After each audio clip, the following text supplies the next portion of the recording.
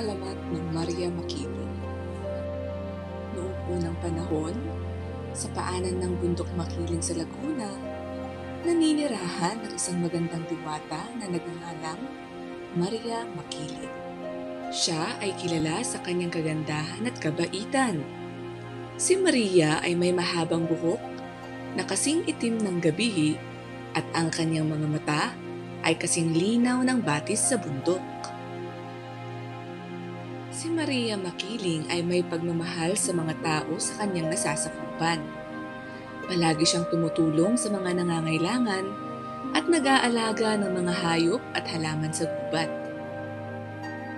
Kapag panahon ng tagtuyot, siya ay nagdudulot ng ulan upang masigurado na ang mga halaman ay hindi matutuyo.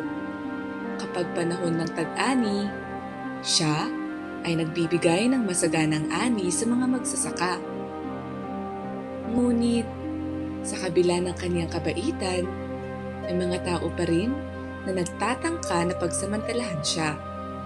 Isang araw, may mga mangangaso na pumasok sa kagubatan ni Maria at tinangkang hulihin ang kanyang mga alaga. Labis itong ikinagalit ni Maria, kaya't pinarusahan niya ang mga mangangaso at itinaboy palabas ng kanyang nasasakupan. Sa paglipas ng panahon, si Maria Makiling ay unti-unting nawala sa paningin ng mga tao. Sinasabing siya ay bumalik sa kalangitan dahil sa kasakiman at kasamaan ng ilan sa mga tao. Gayunpaman, hanggang ngayon, naniniwala ang mga tao na si Maria Makiling ay nagmamasid pa rin mula sa bundok at handang tumulong sa mga nangangailangan.